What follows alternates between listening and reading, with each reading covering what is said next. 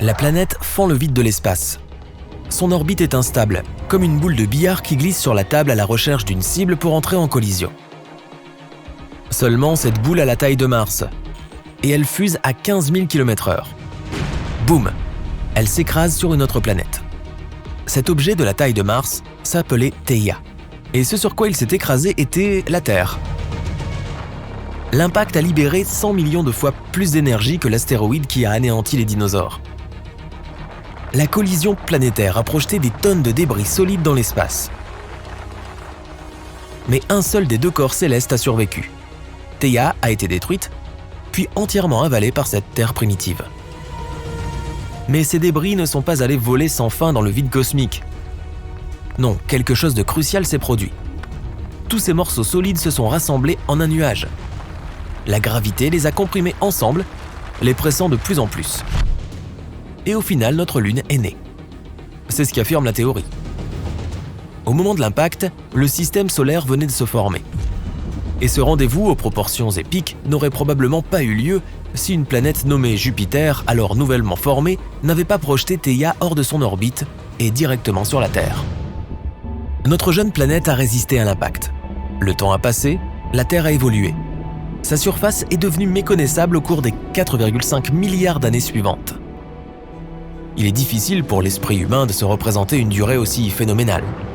Nous allons donc tout condenser en une journée.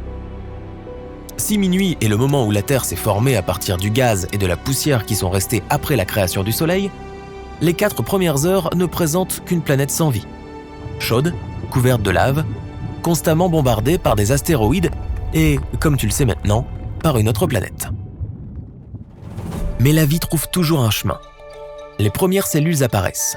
Il est 4 heures du matin sur notre horloge. À 14h08, on peut voir la forme du premier organisme unicellulaire. Ce n'est qu'à 20h28 que les plantes marines apparaissent. 20 minutes plus tard, qu'est-ce que c'est que ça? Des méduses. Après elles, la planète s'épanouit avec divers poissons, reptiles, insectes. Les forêts poussent à 22h30. Entre 22h56 et 23h40, les dinosaures parcourent la Terre. Ces lézards géants auront régné sur notre planète pendant moins d'1 heure. 1 minute avant l'extinction des dinosaures qui se produit à 23h39, les premiers mammifères commencent à marcher sur la planète. À 23h58 et 43 secondes, les humains apparaissent. À l'échelle cosmique des choses, nous n'avons régné sur cette planète que pendant 1 minute et 17 secondes. Voici donc la principale question qui déconcerte les scientifiques. Pourquoi la vie sur Terre ne s'est-elle jamais arrêtée d'exister? Elle avait pourtant toutes les raisons de le faire. Pourquoi notre planète n'est-elle pas devenue comme Vénus ou Mars? Toutes deux avaient autrefois une atmosphère et des océans. Aujourd'hui, ce sont des déserts sans vie. Oublie les concepts scientifiques complexes et les théories sur la structure de l'univers. Notre petit caillou et tous ses habitants ont tout simplement une chance incroyable. Le professeur Toby Tyrrell de l'université de Southampton a eu recours à des programmes informatiques et des simulations climatiques pour résoudre l'énigme de savoir pourquoi les collisions d'astéroïdes et les périodes glaciaires n'ont pas transformé notre petit caillou en un no man's land sans vie. L'équipe de recherche n'a pas sélectionné 10, 100 ou 1000 planètes virtuelles semblables à la Terre. Elle en a utilisé 100 000 pour cette expérience. Et chacune de ces 100 000 planètes a subi une centaine de simulations. Ils ont exposé ces planètes virtuelles à différents phénomènes. Elles ont été bombardées par des astéroïdes, gelées, soumises à des éruptions épiques de supervolcans qui ont noirci le ciel et bloqué les rayons du soleil. Seulement 9%, soit 8700 d'entre elles, ont survécu une fois sur 100 simulations.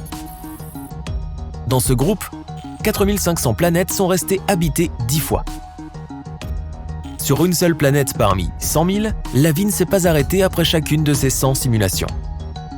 Si la vie est une loterie, la Terre a eu beaucoup de chance. En 2009, le télescope Kepler, unique en son genre, a été lancé dans l'espace. Sa tâche ? Rechercher une parcelle du ciel nocturne, soit 150 000 étoiles à la recherche de planètes rocheuses semblables à la Terre. En 9 ans de service, il a fini par sonder plus de 500 000 étoiles. Pendant tout ce temps, et avec toutes ces observations sur près d'une décennie, Kepler a découvert 2600 planètes potentiellement semblables à la Terre. Ce qui qui est étrange, c'est que la plupart d'entre elles sont d'un type que l'on ne trouve pas dans notre propre système solaire. Elles ont une taille comprise entre celle de la Terre et celle de Neptune. Mais revenons à la vraie Terre. Si tu t'éloignes des villes et que tu regardes le ciel nocturne, tu verras un océan d'étoiles. Si la nuit est claire avec un œil non exercé, tu pourrais compter un maximum de 2500 points lumineux. Pourtant, il y a au moins 100 milliards d'étoiles dans la Voie lactée. Certaines estimations portent même ce nombre à 400 milliards. Alors, d'où vient cet énorme écart ? Eh bien, compter les étoiles n'est pas exactement un travail facile. Les scientifiques ne numérotent évidemment pas chacune d'entre elles individuellement. 1, 2, 3, et ainsi de suite. Tu sais combien de temps il faut pour compter jusqu'à 1 milliard ? Plus de 30 ans. Maintenant, multiplie ce chiffre par 400.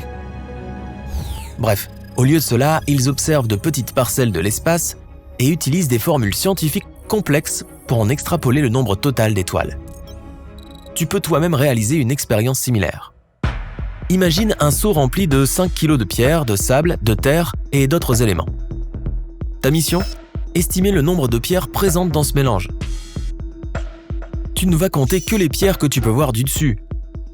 Faire une estimation approximative de leur volume et de leur poids, du pourcentage du total que tu peux voir et, avec quelques calculs, tu peux obtenir un chiffre. Sera-t-il exact ? Non. Pourquoi ? Parce que tu ne peux pas savoir si les pierres dans le seau sont réparties uniformément. Ou si elles ont toutes à peu près la même taille. Et si celles du fond, s'il y en a, sont plus grandes ou plus petites que ton échantillon de surface. Elles pourraient avoir des poids et des volumes complètement différents. Ce seau est notre galaxie, la Voie lactée, et les pierres que tu comptes sont les étoiles. Ce que l'on cherche à démontrer ici, c'est que les scientifiques ne peuvent pas savoir avec certitude combien d'étoiles il y a vraiment. Peut-être 100 milliards ou peut-être 4 fois plus. Parmi celles-ci, 4 milliards sont semblables à notre Soleil. Dans notre propre galaxie, l'estimation la plus souvent admise pour les planètes qui pourraient potentiellement accueillir la vie est de 300 millions.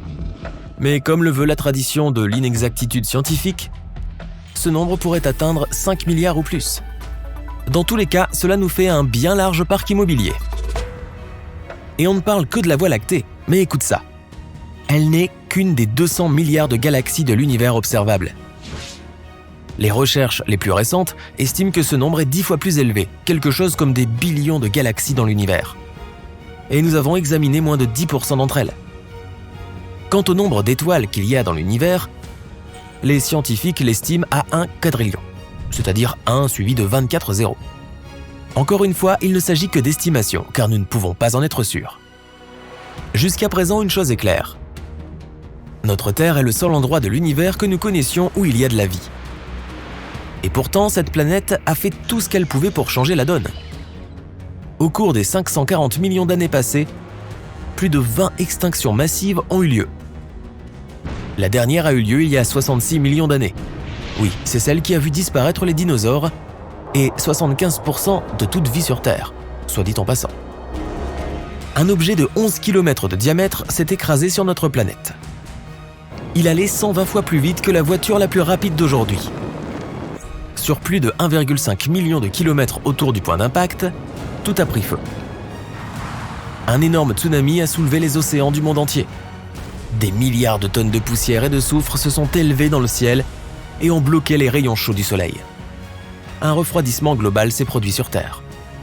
Il y a un peu plus de 200 millions d'années, une extinction massive moins connue a éliminé la moitié de toute vie sur la planète. Il est fort probable que les volcans ou un impact d'astéroïdes en aient été responsables.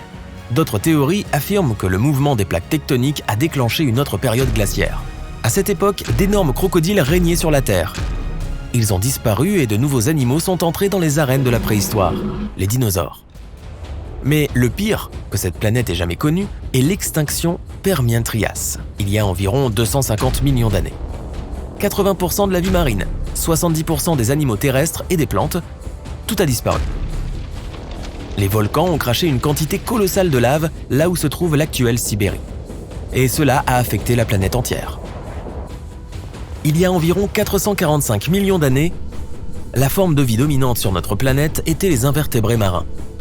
Il n'y avait qu'un seul continent, Gondwana. Et les plantes commençaient tout juste à fleurir sur Terre.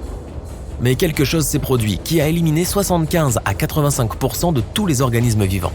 Cela a pu être une période glaciaire, une hausse des températures ou un phénomène encore plus effrayant.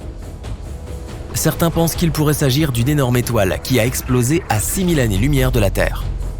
Elle aurait projeté un jet de rayons gamma qui aurait déchiré l'espace. Et la pauvre petite Terre se trouvait sur sa trajectoire. La couche d'ozone a été brûlée instantanément.